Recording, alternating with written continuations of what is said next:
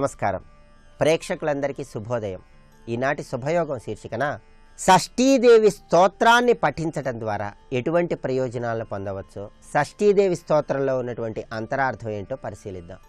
ఎవరికైనా సరే సంతానపరమైన దోషాలు ఉన్నట్లయితే, సంతానం ఎల్లప్పుడూ అనారోగ్య సమస్యలతో సతమతమవుతూ ఉన్నట్లయితే, సంతానానికి సంబంధించిన దోషాల తీవ్రతను తగ్గింపజేసుకొని మీ గృహంలో సంతానం ఆయురారోగ్య అష్టైశ్వర్యాలతో విరాజిల్లటానికి షష్ఠీదేవి స్తోత్రాన్ని మంగళవారం నాడు శ్రవణం చేయాలి, లేదా షష్ఠీదేవి స్తోత్రాన్ని పారాయణ చేయాలి. షష్ఠీదేవి స్తోత్రంలో ఉన్నటువంటి అంతరార్థాన్ని మనం పరిశీలించినట్లయితే, షష్ఠీదేవి సుబ్రహ్మణ్యేశ్వర స్వామి వారి భార్య. షష్ఠీదేవిని దేవసేన అనే పేరుతో కూడా పిలుస్తారు. ఈ షష్ఠీ స్తోత్రంలో అమ్మవారిని నమో దేవ్యై మహాదేవ్యై సిద్ధ్యై శాంత్యై నమో నమ, శుభాయై దేవసేనాయై షష్ఠీదేవ్యై నమో నమ అంటూ మనం ప్రార్థిస్తాం. సిద్ధ్యై శాంత్యై నమో నమ అంటే అన్ని రకాలైనటువంటి సిద్ధులు కలిగి ఎల్లప్పుడూ ప్రశాంతమైనటువంటి వదనంతో చిరునవ్వులు చిందిస్తూ ప్రకృతిలో 6వ భాగాన్ని స్వీకరించటం వల్ల షష్ఠీదేవి అనే పేరు కలిగినటువంటి తల్లి నీకు నమస్కారం అని ఆ తల్లిని మనమందరం ప్రార్థిస్తున్నాం. అలాగే ఈ షష్ఠీ స్తోత్రంలో ఆ షష్ఠీదేవిని మనం ఎలా ప్రార్థిస్తున్నామంటే, వరదాయై పుత్రదాయై ధనదాయై నమో నమ, సుఖదాయై మోక్షదాయై షష్ఠీదేవి అయి నమో నమ అంటూ కీర్తిస్తున్నాం. అంటే మాకు వరాలను అనుగ్రహిస్తూ, మా పుత్రులను రక్షిస్తూ, మాకు ధనాన్ని కలిగింపజేస్తూ, సర్వ సుఖాలను ఇచ్చి పరలోక మోక్షప్రాప్తిని కూడా కలిగింపజేసే తల్లి నీకు నమస్కారం అంటూ ఈ శ్లోకంలో ఆ తల్లిని ప్రార్థిస్తున్నాం. అలాగే ఈ షష్ఠీ స్తోత్రంలో ఉన్న తర్వాతి శ్లోకాన్ని పరిశీలిస్తే, శ్రేష్ఠ్యాయై షష్ఠస్వరూపాయై సిద్ధ్యాయై చ నమో నమ, మాయాయై సిద్ధయోగిన్యై షష్ఠీదేవి అయి నమో నమ అంటూ ఆ తల్లిని కీర్తిస్తున్నాం. అంటే ప్రకృతిలో 6వ భాగంగా ఉంటూ, సుబ్రహ్మణ్యుడి భార్యగా ఉంటూ, అన్ని రకాలైనటువంటి సిద్ధులను తపస్సు చేసేవారికి అనుగ్రహించే తల్లి నీకు నమస్కారం, మాకు సర్వశ్రేష్టములు సర్వశుభములు నీవు కలిగిస్తావు అంటూ ఆ తల్లిని కీర్తిస్తున్నాం.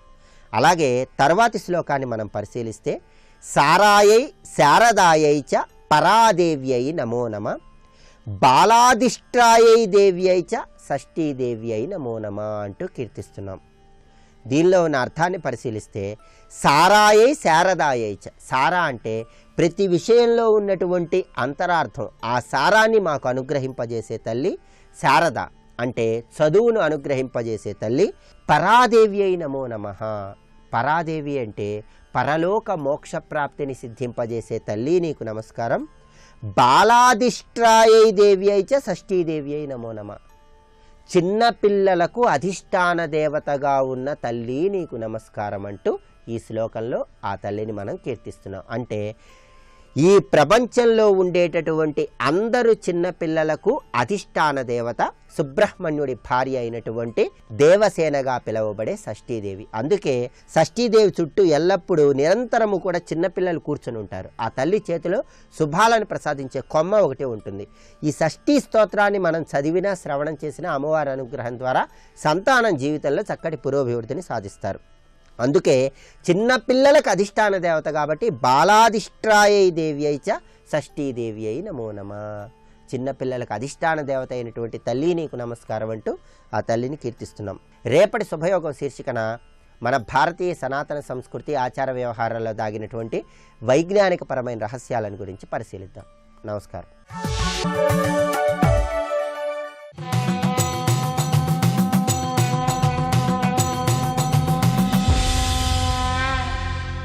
శతక సాహితీ సరస్వతికి నమస్కారం. నేనెటులేగుచుండినను నీడయు నా వెనువెంట నుండు, అజ్ఞాన సమూహజన్య మలినంబటులేనను వీడదంచుడెందాన తలంచి, తావక పదంబుల కొల్చుచునుందు అజ్ఞతాధీనుని నన్ను ఎట్లు కడతీర్చెదో తెల్పవే భక్తవత్సలా. ఓ పరమేశ్వర, నేనెటులేగుచుండినను నీడయు నా వెనువెంట నుండు, నేను ఎటు వెడుతుంటే నా నీడ కూడా అది అలాగే వస్తూ ఉంటుంది నాతో పాటు. ఒక్కొక్కసారి నాకు ముందుంటుంది, ఒక్కొక్కసారి నాకు వెనక ఉంటుంది, ఒక్కొక్కసారి నా పక్కన ఉంటుంది. నన్ను వదిలి మాత్రం పోదు. దాన్ని నా నుండి వేరు చేయాలని నేను ఎంత తరుముదామన్నా కూడా అది నాతో పాటే ఉంటుంది తప్ప, నేను ఎంత పరిగెత్తినా అది కూడా పరిగెడుతూ నా ముందే ఉంటుంది, నా పక్కనే ఉంటుంది. కానీ అది మాత్రం మాయమై వెళ్ళిపోవటం అనేది జరగదు. అలా నేనెటులేగుచుండినను నీడయునా వెనువెంట నుండు అజ్ఞాన సమూహజన్య మలినంబటులేనను వీడదంచు.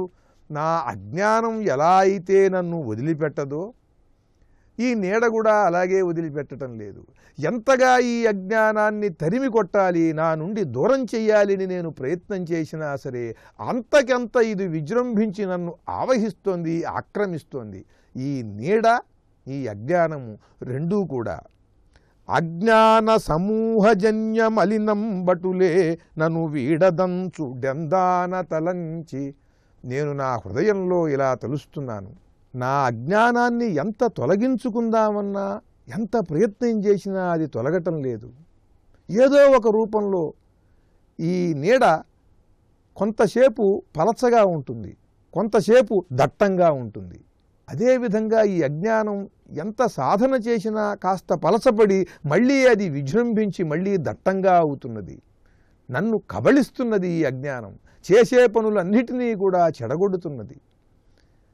అలా ఈ నీడ కూడా ఈ అజ్ఞానంలాగాను, ఈ అజ్ఞానం ఈ నీడలాగాను నన్ను వదలకుండా ఉన్నాయి అని నేను భావించి తావక పదంబుల గొల్చుచునుందు. దాన్ని గురించి, ఈ అజ్ఞానం గురించి కూడా, నీడ అజ్ఞానము రెండిటిని గురించినటువంటి భావం వదిలేసి మనస్సులో నీ పాదపద్మములను ఆశ్రయించాను. నా మనస్సులో ఇప్పుడు అజ్ఞానము లేదు, నీడ లేదు. నా మనస్సులో ఉన్నవి నీ పాదపద్మములు. వీటిని నేను ఏమీ చెయ్యలేక నిస్సహాయుడనై నీ సహాయం కోరుకుంటూ నీ పాదపద్మములను ఆశ్రయించాను. తావక పదంబుల కొల్చుచునుందు అజ్ఞతాధీనుని నన్ను ఎట్లు కడతీర్చెదో తెల్పవే భక్తవత్సలా. అజ్ఞానబద్ధుడను, అజ్ఞతాధీనుడను కనుక నాకు స్వతంత్రం లేదు. ఇక్కడ అజ్ఞానం నన్ను ఎలా ప్రేరేపిస్తే అలా చేస్తున్నాను. కనుక స్వామి నీ పాదములను ఆశ్రయించాను. ఈ అజ్ఞానాన్ని పటాపంచలు చేసి నన్ను జ్ఞాన మార్గంలో ప్రశాంతంగా నిర్మలునిగా చేసి నన్ను నడిపించు నీ దగ్గరకు అంటూ చక్కని పద్యరచన చేసి గొప్ప శతకాన్ని మనకు అందించిన విద్వత్కవులు, యోగ సాధనా తత్పరులు శేషాద్రి రమణ కవుల భక్తవత్సల శతకంలోని మరి ఒక పద్యం గురించి రేపు ఉదయం తెలుసుకుందాం. ఓం నమః శివాయ.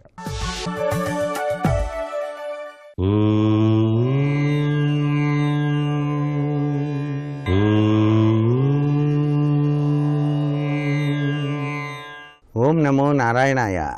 ఓం నమః శివాయ. శ్రీమాత్రే నమః. ఈరోజు పంచమి తిథి. పంచమి అనగానే సహజసిద్ధంగా సరస్వతీదేవి యొక్క అనుగ్రహ కరుణాకటాక్ష వీక్షణాలు సాధించుకోవడానికి అనువైన సుదినం. ఈ సరస్వతీదేవి కరుణ లేకపోతే విద్య లేనివాడు వింత పశువు అన్నారు. అందుచేత విద్య అనేది తప్పనిసరిగా ఉండి తీరాలి ప్రతి ఒక్కరికి కూడాను. చదువది ఎంత కలిగిన రసజ్ఞత ఇంతుక చాలకున్నా చదువు నిరర్ధకంబు అన్నారు. మళ్ళీ చదువుకోగానే సరిపోదు, సంస్కారవంతమైనటువంటి విద్య కావాలి. సంస్కారవంతమైనటువంటి విద్యను సాధించడానికి సరస్వతీదేవి ఉపాసనలో సహకరించేది ఐం అనేటువంటిది. ఐం అనేటువంటి అక్షరం అంత గొప్ప విశిష్టవంతమైంది. అందుకే చదువుకున్నా గుర్తుకురాని పిల్లలున్నా, ఎంత చదివినప్పటికీ ఫలితం శూన్యమవుతున్నటువంటి వాళ్ళు ఐం విద్య అని చెప్పేసి మనస్ఫూర్తిగా 108 సార్లు ధ్యానం చేయండి. ఇలా చేయటం వల్ల సరస్వతీదేవి యొక్క కరుణాకటాక్ష వీక్షణాలతో విద్యలో విజయాన్ని రాణించటానికి ఆస్కారం ఎక్కువగా కనిపిస్తుంది. అందుకనే సాక్షాత్తు ఆ యొక్క కాళిదాస మహాకవి కూడా ఐం అనేటువంటి బీజాక్షరాన్ని ధ్యానం చేసి ఆ జగన్మాత కృపకు పాత్రుడయ్యాడు అని చెప్పేసి శాస్త్రం. అందుచేతనే ఐం విద్య ఐం విద్య అనేటువంటి మంత్రంలో ఇంత గొప్ప విశిష్టత తత్వం ఈ యొక్క సరస్వతీదేవికి ప్రీతివంతమైనటువంటి తిథినాడు గనక మనం అధ్యయనం చేసినట్లయితే సత్ఫలితాన్ని సాధించడానికి ఆస్కారం ఉంటుంది. ప్రతి ఒక్కరికి కూడాను వాగ్దేవి కరుణ కావాలి. వాగ్దేవి కరుణ గనక ఉన్నట్లయితే తప్పనిసరిగా అనుకున్నవి సాధించడానికి, జీవితంలో విజయ అభివృద్ధి పథంలో పయనించడానికి ఆస్కారం ఎంతగానో ఉంటుంది కదా. మరి అందుకే ప్రతి వ్యక్తి కోరుకునేది విజయ పరంపర. ఈ విజయ పరంపరకు సహకరించేటువంటిది సరస్వతీదేవి యొక్క కరుణాకటాక్ష సిద్ధి. అంటే ఆలోచన సరళికి కూడా ఈమె అధిష్టాన తత్వాన్ని ప్రసాదింపజేస్తుంది.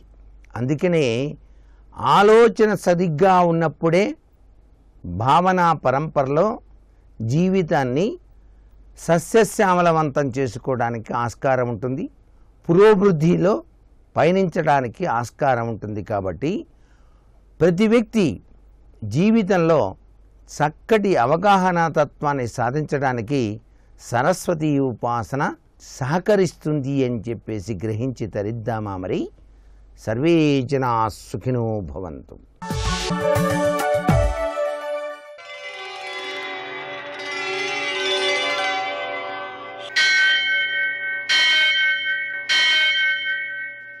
సహస్రశీరుషం దేవం విశ్వాక్షం విశ్వశంభువం విశ్వం నారాయణం దేవమక్షరం పరమం పదం విశ్వతః పరమాం నిత్యం విశ్వం నారాయణగుం హరిం విశ్వమేవేదం పురుషస్తద్విశ్వముపజీవతి పతిం విశ్వస్యాత్మేశ్వరం శాశ్వతగుం శివమచ్యుతం నారాయణం మహాజ్ఞేయం విశ్వాత్మానం పరాయణం.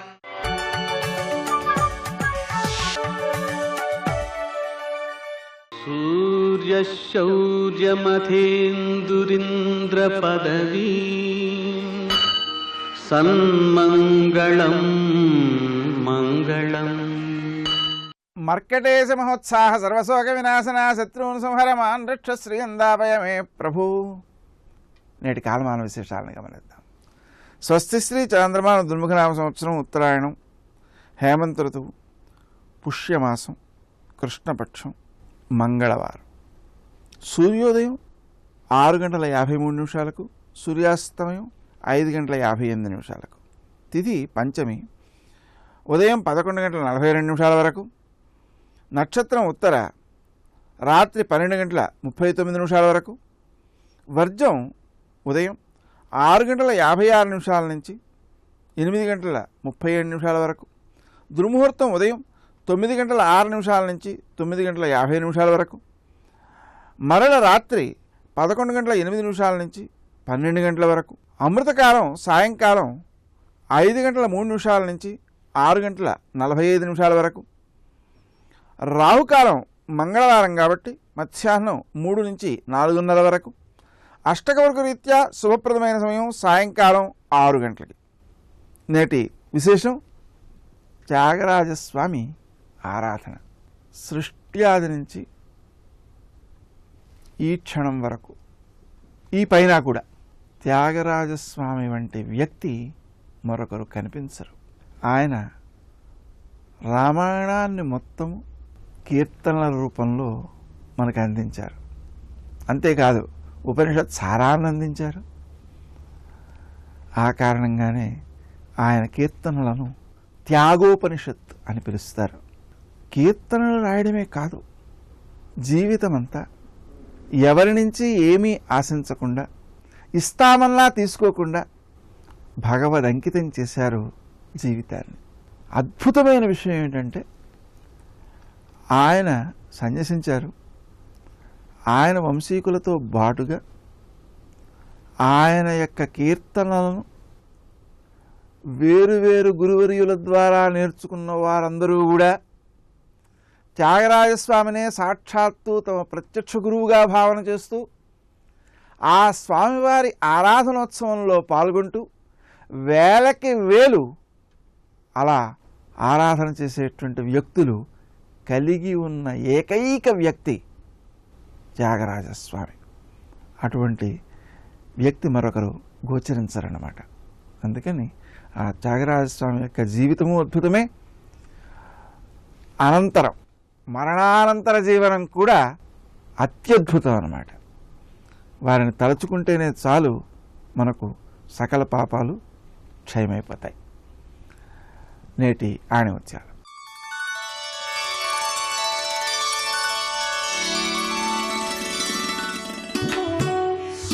సరైన కప్పులేని ఇంటిలోకి వర్షం ఎలా ప్రవేశిస్తుందో అలా ధ్యానం సాధన చేయని వారి చిత్తంలోకి కామక్రోధాలు రాగద్వేషాలు ప్రవేశిస్తాయి. కంటికి కనిపించేవన్నీ గమనించిన, మంచి వస్తువే కొన్నట్టు మనసులో వచ్చే ఊహలన్నిటినీ పరిశీలించిన ఆచరణలో మంచి జరిగేలా చూసుకోవాలి.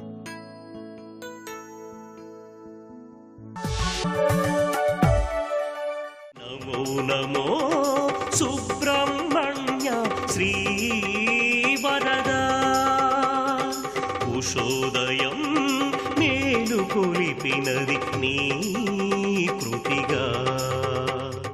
మనం ఏవైనా గొప్ప గొప్ప మాటలు ఎప్పుడు మాట్లాడతామంటే స్వస్థులమై ఉన్నప్పుడే మాట్లాడతాం, అంతే కదండి. మంచి ఆరోగ్యం బాగున్నప్పుడే హాయిగా ఉంటుంది. కనుకనే రెండిటికి పరస్పర అనుబంధం ఉంటుంది. కనుకనే గొప్ప మాట చెప్పారు, భవద్భక్తి రోధం. కనుక ఆరోగ్యం దేనికోసం? భక్తి సాధన కోసం.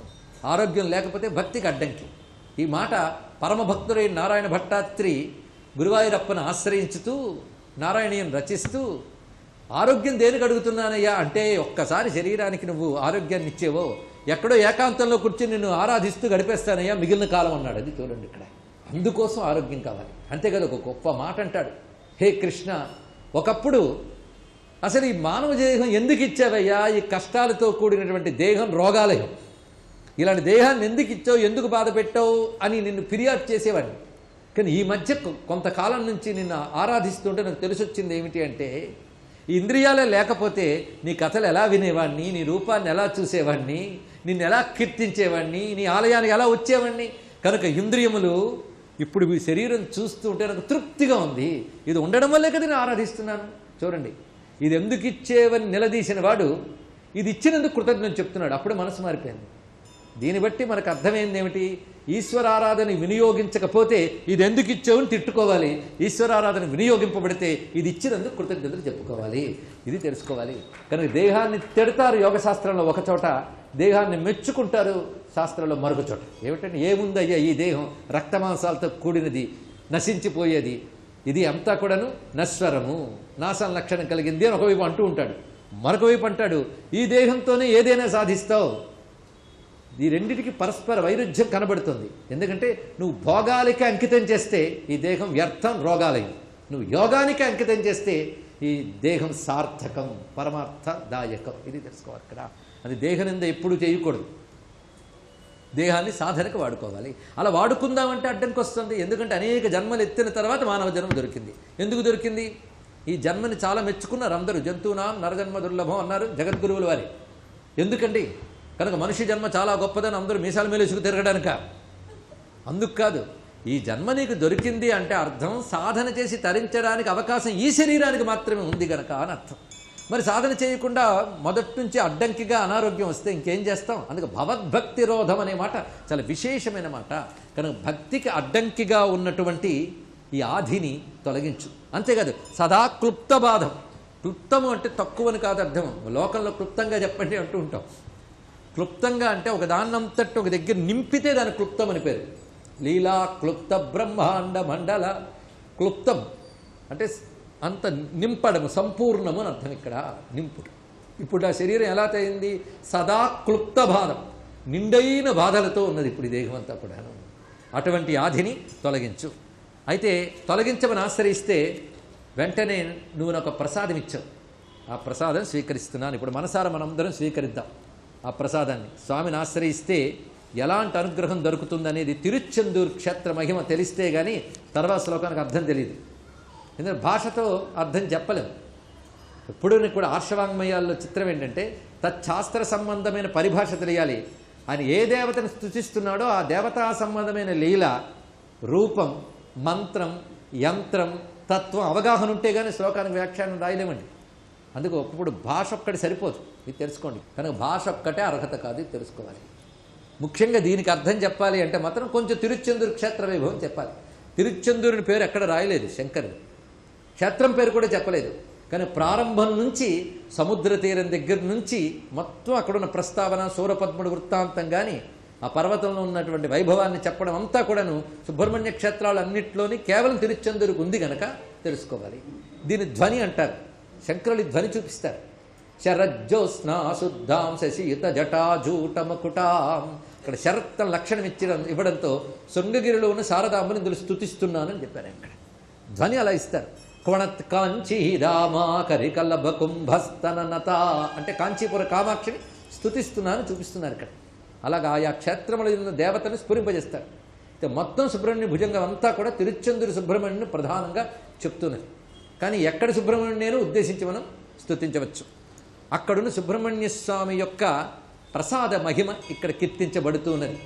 ప్రసాదము ఇత్యాదుల గురించి పుచ్చుకున్నప్పుడే కాదుట, పుచ్చుకోలేక మనం దూరంలో ఉన్నప్పుడు కీర్తించిన ఆ ప్రసాదం యొక్క ప్రసాదం మనకు లభిస్తుంది ఇక్కడ. కనుక ఇవాళ మనం అందరం కూడా తిరుచెందూరు ప్రసాదం పుచ్చుకున్నట్టే. అపస్మార కుష్ఠక్షయార్ష ప్రమేహ జ్వరోన్మాద గుల్మాది రోగా మహాంత పిశాచాశ్చయ సర్వే భవత్పత్రభూతిం విలోక్ష్య క్షణత్తారకారే ద్రవంతే. చాలా విశేషమైన మాట చెప్పారు. ఎన్ని రకాల రోగాలని స్వామి ప్రసాదం తొలగిస్తుందో చెప్తున్నారు. అదేమిటి? భవత్పత్రభూతిం. ఇక్కడుందండి చమత్కారం. పత్రభూతిం. పత్రభూతిం అంటే ఆకులో ఇచ్చే విభూది. తిరుచెందూరు క్షేత్రానికి వెళితే స్వామివారి ప్రసాదాన్ని అక్కడ ఒక్క చోట మాత్రమే ఒక ఆకులో కట్టిస్తారు. పత్రభూతిం అంటే అది ఇక్కడ. అది ఏనాటి సంప్రదాయమో ఆలయం వెలసిన దగ్గర నుంచి అది సంప్రదాయంగా ఉంది. ఆ ఆకులో కట్టిన ప్రసాదం మన ఇంటికి తెచ్చుకోవచ్చు. దానికి ఎంత శక్తి ఉంటుందో దీనిలో చూపిస్తున్నారు ఇక్కడ. ఆ శక్తిని తాను అనుభవించారు గనక అక్కడున్న శాస్త్ర విషయం సత్యమని అనుభవంతో తెలుసుకుని మనకు చెప్తున్నారు జగద్గురువుల వారు. ఇది శాస్త్రసిద్ధంగా ఉన్న మాట. ఆ పత్రభూతికి అంటే పత్రములో ఉన్న విభూతికున్న శక్తి ఎన్ని రకాల రోగాలు తొలగిస్తుందో చూడండి. అసలు ఆయుర్వేద వైద్యంలో ఎన్ని రకాల రోగాల పేర్లు చెప్పారు. ఆ రోగాల్లో కొన్నిటిని ఇక్కడ ప్రస్తావన చేశారు. అపస్మార కుష్ఠ క్షయ ఆర్ష ప్రమేహ జ్వరోన్మాద గుల్మాది రోగా మహాంత. అపస్మార రోగం అంటే స్మృతి తప్పే రోగము, కుష్ఠు, క్షయ మూల రోగము, ప్రమేహ రోగము, జ్వరము, చిత్తచాంచల్యం అదొకటి. ఇలా రకరకాల రోగాలు అన్నారు ఇక్కడ. ఎన్ని రకాల రోగాలు? అన్ని రోగాలను తొలగించడానికి మరొకటి పిశాచాహ. పిశాచములు ఇవి పట్టి పీడిస్తాయండి. వాటిని తొలగించుకోవడం మహా కష్టం. అందులో ఈ రోజుల్లో వాటికి చాలా సదుపాయం ఎక్కువ. వేటికి? పిశాచాలకి. మీరు ఎవరు నమ్మరు కదా, అవి హాయిగా రాజ్యం వెళ్ళచ్చు దూర్లో ప్రవేశించి. నమ్మితే కదా తొలగించుకునే ప్రయత్నం చేస్తారు. కానీ చిత్రం ఏంటంటే ఇప్పటికీ కూడా ఈ పిశాచ బాధలు పోగొట్టే క్షేత్రాలు భారతదేశంలో కొన్ని కనబడతాయి మీకు. మలయాళ దేశంలోనే అంటే శంకరులు ఏ రాష్ట్రంలో జన్మించారో అక్కడ కూడాను మలయాళ దేశంలో చోటా నిక్కరై అని పేరున్నది భగవతీ క్షేత్రం. అది పిశాచ విమోచన క్షేత్రం. అదేవిధంగా మన తెలుగునాట తిరుత్తనికి సమీపంలో ఘటికాచలం షోలంగీర్ అంటారు. అక్కడ నరసింహస్వామి క్షేత్రం, అది కూడా పిశాచ విమోచన క్షేత్రం. ఇలాంటివి కొన్ని ఉంటూ ఉంటాయి. అలాగే సుబ్రహ్మణ్యుని ఆశ్రయించిన వారికి కూడా తిరుచెందూరులో పిశాచ విమోచనం చేస్తాడు. ఆ శక్తి విభూతికి ఉంది. ఇది తెలుసుకోవాలి ఇక్కడ. ఎందుకంటే పిశాచాదులు పట్టినప్పుడు అనేక రోగ లక్షణాలు కనబడతాయి కానీ రోగం వల్ల రావు. అది పోల్చడమే మహాకష్టం. అంతేగా జాతకాల్లో ఆ గ్రహస్థితి బట్టి ఆ గ్రహానికి సంబంధించిన అవయవాలు ఉంటాయి. అంటే మన శరీరంలో అవయవాలకి గ్రహాలకి కూడా అనుబంధం ఉంటుంది. ఏ గ్రహం ప్రతికూలంగా ఉందో ఆ గ్రహానికి సంబంధించిన అవయవానికి రోగం వస్తుంది. అది వైద్యులు చెప్పగలరు. జ్యోతిష్ శాస్త్రంతో వైద్యానికి అనుబంధం ఉంది, తెలుసుకోండి ఇక్కడ. సర్వాభీష్ట ప్రదాయకుడైన సుబ్రహ్మణ్యునికి నమస్కరిస్తూ స్వస్తి. ఆదిదేవ నమస్తుభ్యం ప్రసీద మమ భాస్కర. దివాకర నమస్తుభ్యం ప్రభాకర నమోస్తుతే. సప్తాస్వరథమారూఢం ప్రచండం కశ్యపాత్మజం. సాధారణంగా ఇటువంటి మాలామంత్రములు అంటే అనేకమైన నామములతో కూడుకున్నటువంటి మంత్రరాజములు ఇవి. ఇందులో ఎన్నో నామాలు వస్తాయి సూర్యనారాయణమూర్తికి. అసలు ఇన్ని నామాలు ఎందుకండి భగవంతుడికి? విష్ణు సహస్రం, లలితా సహస్రం, శివ సహస్రం అన్ని పేర్లు అవసరమా? ఎందుకన్ని పేర్లు? ఒక పేరు పెడితే ఆయనకి మనకి కూడా సౌకర్యం కదూ అంటే కాదు, అందుకు కాదు. నామములు గౌణములు, అవి ఎవరో పెట్టిన పేర్లు కావు. భగవంతుడు లోక సంరక్షణార్థం ఒక్కొక్క గుణాన్ని ఆవిష్కరించినప్పుడు ఒక్కొక్క పేరు వస్తుంది. ఆ పేర్లు అన్నీ వింటున్నప్పుడు ఆదిత్య హృదయంలో ఈ పరబ్రహ్మము సూర్యనారాయణమూర్తి అనేటటువంటి పూనిక కలుగుతుంది. అంతకన్నా అదృష్టం లోకంలో ఇంకొకటి లేదు. ఎందుకని లేదు అంటారేమో. నేను ఏదో శ్రీ మహావిష్ణువుని ధ్యానం చెయ్యాలనుకోండి, శ్రీ మహావిష్ణువు యొక్క రూపం ఎలా ఉంటుంది? ఏదో ధ్యాన శ్లోకంగా చెప్పబడిన ఒక రూపాన్ని తీసుకోవాలి. మేఘశ్యామం పీత కౌశేయవాసం శ్రీవత్సంకం కౌస్తుభోద్భాసితాంగం పుణ్యోపేతం పుండరీకాయతాక్షం విష్ణుం వందే సర్వలోకైకనాథం అని. శివుణ్ణి ధ్యానం చేస్తున్నాను అనుకోండి, ధవళవపుషమిందోర్ మండలే సన్నివిష్టం భుజగవలయహారం భస్మదిగ్ధాంగమీశం మృగయ పరశుపాణిం చారుచంద్రార్ధమౌళిం హృదయకమల మధ్యే సంతతం చింతయామి. అటువంటి రూపాన్ని ధ్యానం చేయాలి. సూర్యనారాయణమూర్తిని అలా మీరు బాహ్యనేత్రములు మూసి లోపల ధ్యానం చెయ్యవలసిన అవసరం లేదు. ఈ కంటికి దొరికేటటువంటి పరబ్రహ్మ స్వరూపము మనోనేత్రముతో ఊహ చెయ్యవలసిన అవసరం లేకుండా ప్రత్యక్షంగా భగవానుణ్ణి పరబ్రహ్మాన్ని దర్శనం చేస్తూ ఉపాసన చెయ్యడానికి వీలైనటువంటి రూపము ఈ లోకమునందు ఉన్నది ఒకే ఒక్కటి సూర్యభగవానుడు. అటువంటి సూర్యుడు కళ్ళ ముందు ఒక వెలుగుల ముద్దగా కనపడుతున్నాడు. అలా వెలుగుల ముద్దగా కనపడుతున్నటువంటి సూర్య మండల అంతర్నివాసి అయినటువంటి ఏ పరబ్రహ్మము యొక్క స్వరూపము అన్ని రూపములను ఆయనలోకి తీసుకొని అన్ని రూపముల యొక్క వైభవాన్ని ఒక్క బింబంలోంచి పైకి ప్రకటనం చేస్తోందో, మీరు శివుడు అంటారా? ఆయనలోంచే ప్రకటనమవుతాడు. విష్ణు అంటారా? ఆయనలోంచే. బ్రహ్మ అంటారా? ఆయనలోంచే. స్కందుడు అంటారా? ఆయనలోంచే. తపింపచేయడం అంటారా? ఆయనలోంచే. యముడంటారా? ఆయనలోంచే. అశ్వినులంటారా? ఆయనలోంచే. ఋతువులంటారా? ఆయనలోంచే. దిక్పాలులంటారా? ఆయనలోంచే. మీరు ఏమన్నా ఆయనలోంచే. అన్నీ ఆయనలోంచే, ఆయన యొక్క గుణవైభవంగా ఆయన ప్రకాశంలోంచి వస్తుంటాయి. అది అన్వయం చేయడం ఆదిత్య హృదయం. మీరు ఆ భావనతో ఒక్కసారి ఆదిత్య హృదయం యొక్క వైభవాన్ని తెలుసుకుని అసలు ఆ బింబం ముందు నిలబడ్డారనుకోండి, ప్రాతకాలంలో ఒక పొంగు వస్తుంది లోపల నుంచి. అందుకే ఉద్యద్భాను సహస్రాభా అంటారు లలితా సహస్రనామంలో. ఉత్ అంటే పైకి లేవడం. అసలు సూర్యనారాయణమూర్తి యొక్క ఉదయం అయింది, ఆయన వస్తున్నాడు అనేటప్పటికీ లోకానికి ఉండే లక్షణం ఏమిటంటే ఉత్తు లేస్తాయి. అన్ని ప్రాణులు మగత విడిచిపెట్టి లేచి నిలబడతాయి. అలా చెయ్యగలిగినటువంటి పరబ్రహ్మస్వరూపం, ఈ కంటితో చూడడానికి వీలైనటువంటి పరబ్రహ్మస్వరూపం, అదితిపుత్రుడుగా పైకి చెప్పబడేటటువంటి బ్రహ్మాండమైనటువంటి అద్భుతమైనటువంటి ఆ వెలుగుల ముద్ద ఏదైతే ఉందో దాని లోపల సమస్త దేవతల యొక్క అనుగ్రహ ప్రసరణ కేంద్రాన్ని నీకు వివరణ చేస్తున్నాను, మంత్రరూపంగా నీకు అందిస్తున్నాను. అందుకని ఆదిత్య హృదయం అని పేరు పెట్టారు మహర్షి. ఇటువంటి పేరు మీకు ఎక్కడా కనపడదు, ఒక్క శ్రీరామాయణంలో కనపడుతుంది. వాల్మీకి మహర్షికి ఒక అలవాటు ఉంది. ఎంత గొప్ప విషయం చెప్పనివ్వండి, ఆయన సాధారణంగా ఫలశ్రుతి చెప్పరు. ఇది వింటే మీకు ఇది వస్తుంది అన్న మాట ఎక్కడ ఆయన వాడరు. బాలకాండలో షణ్ముఖోత్పత్తికి చెప్పారు, గంగావతరణానికి చెప్పారు, మళ్ళీ యుద్ధకాండలో ఆదిత్య హృదయానికి చెప్పారు. ఇలా అక్కడక్కడా చెప్తారు తప్ప అన్ని చోట్ల ఫలశ్రుతి చెప్పరు మహర్షి. అటువంటి అలవాటు ఉన్నటువంటి వాల్మీకి మహర్షి చేత రచింపబడినటువంటి శ్రీరామాయణంలో రామరావణ సంగ్రామంలో చింతాక్రాంతుడైనటువంటి రామచంద్రమూర్తిని ఉత్సాహపరచడానికని ఆకాశంలోంచి దిగి వచ్చినటువంటి అగస్త్యుడు పరమ సంతోషంతో శిష్యుణ్ణి పిలుస్తున్నటువంటి వైనంతో ప్రారంభమవుతుంది. తతో యుద్ధ పరిశ్రాంతం సమరే చింతయా స్థితం రావణంచాగ్రతో దృష్ట్యా యుద్ధాయ సముపస్థితం.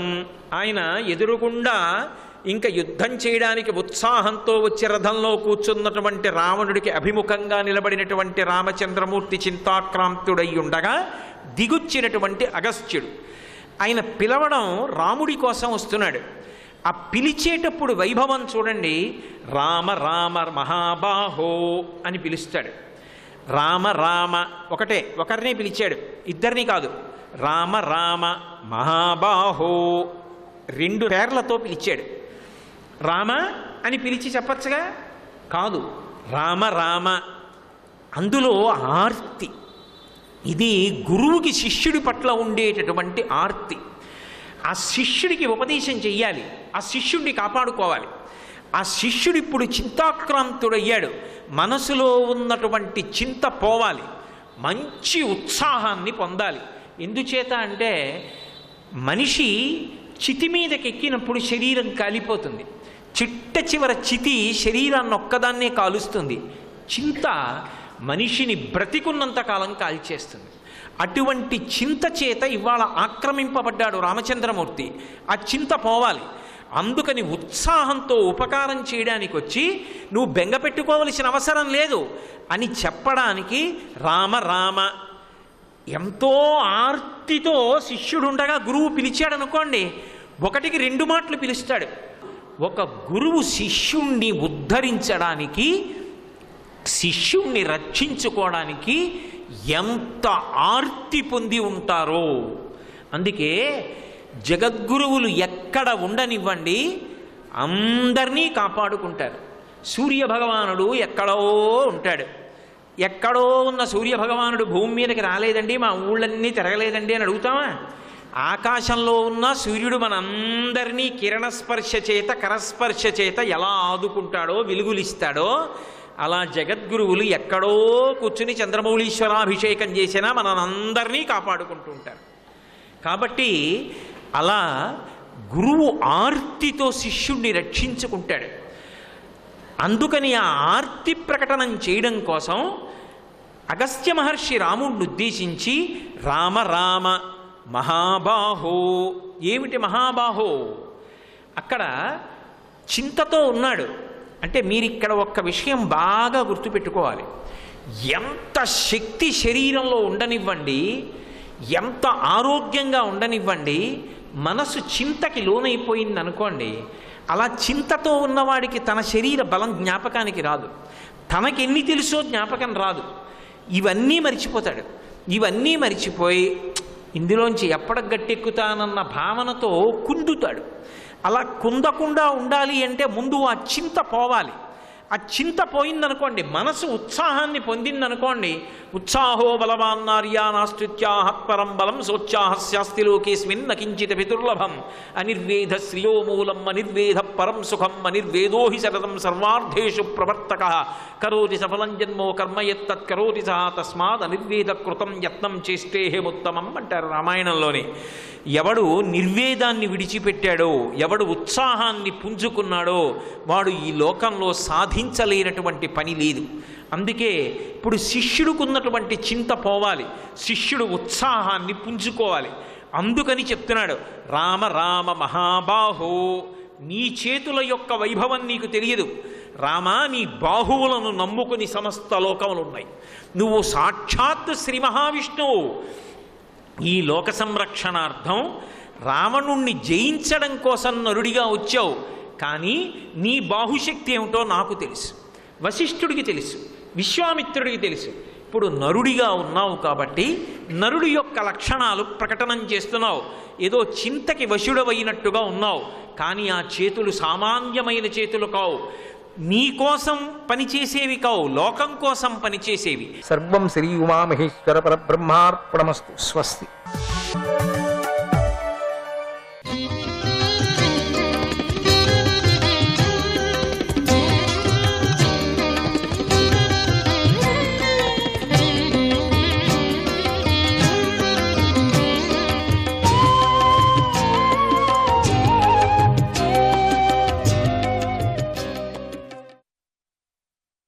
మాధవాయ నమః.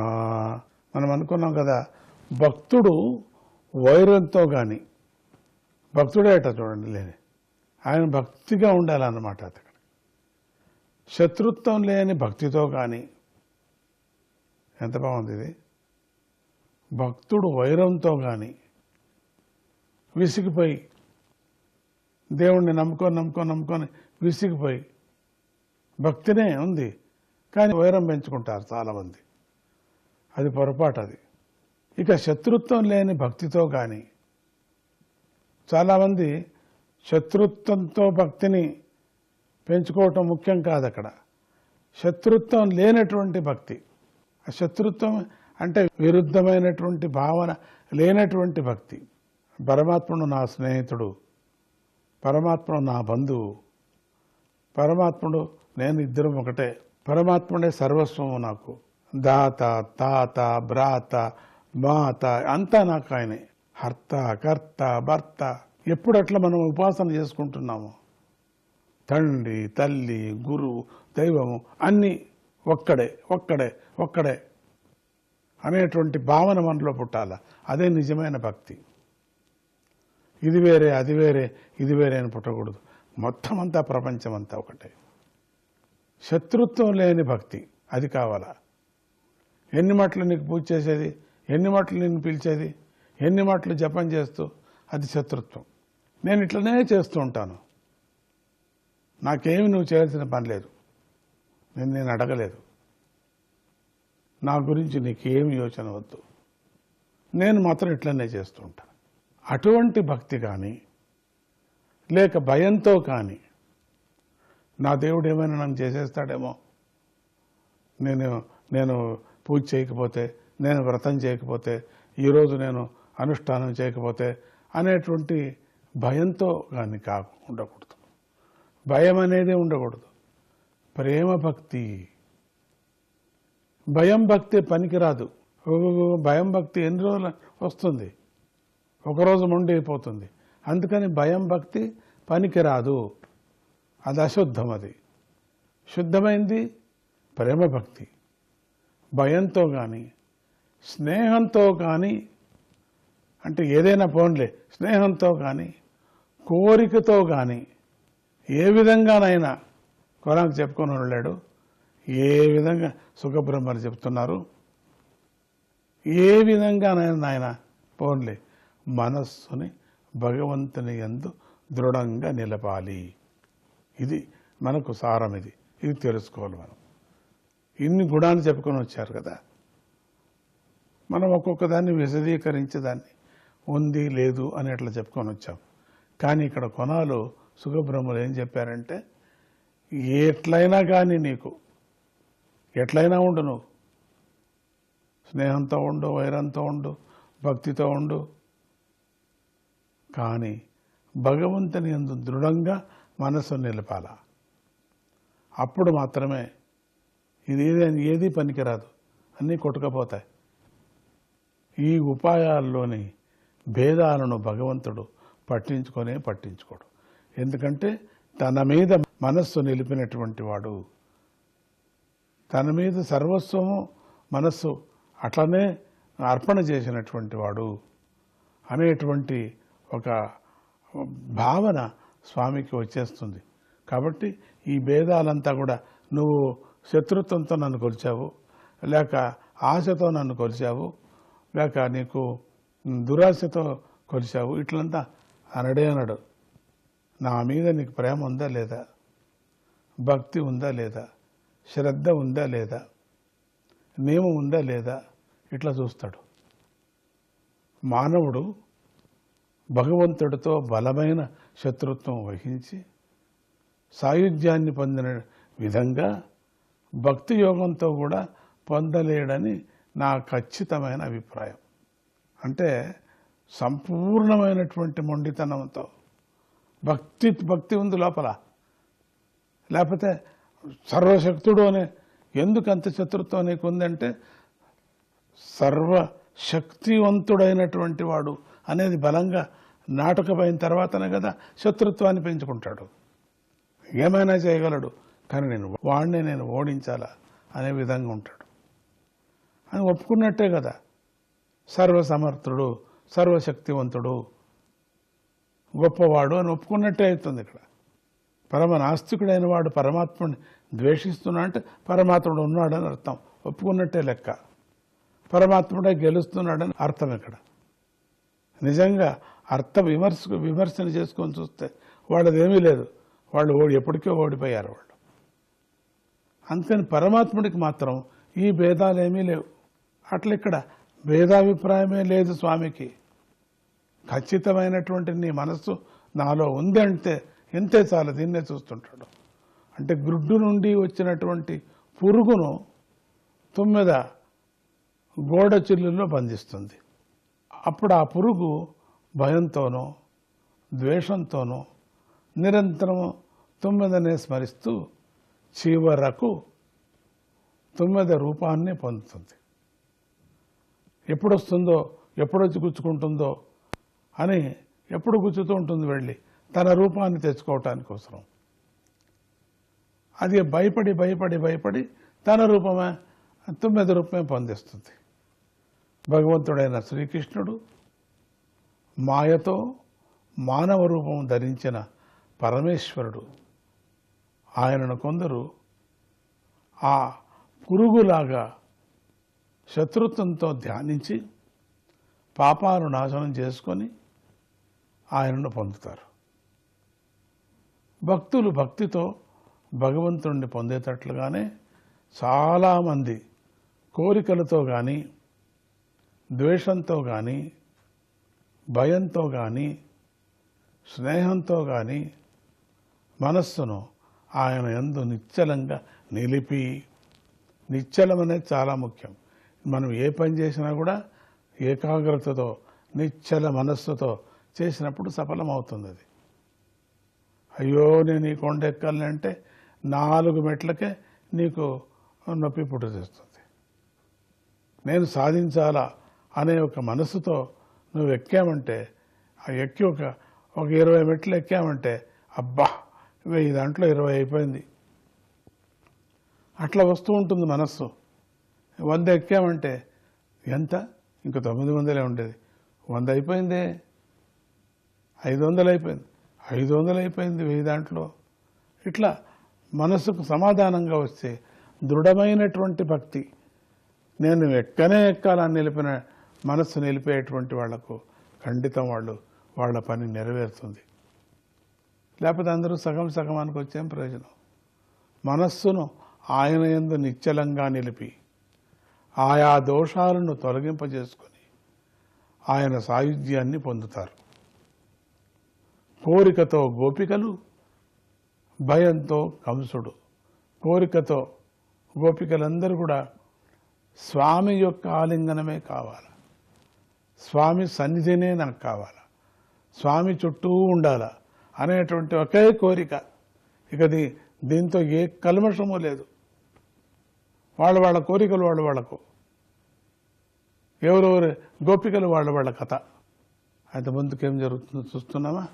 స్వామి సుఖబ్రహ్మ ఏం చెప్తున్నారు ముందుకని చెప్పేసి, మాధవాయ నమః.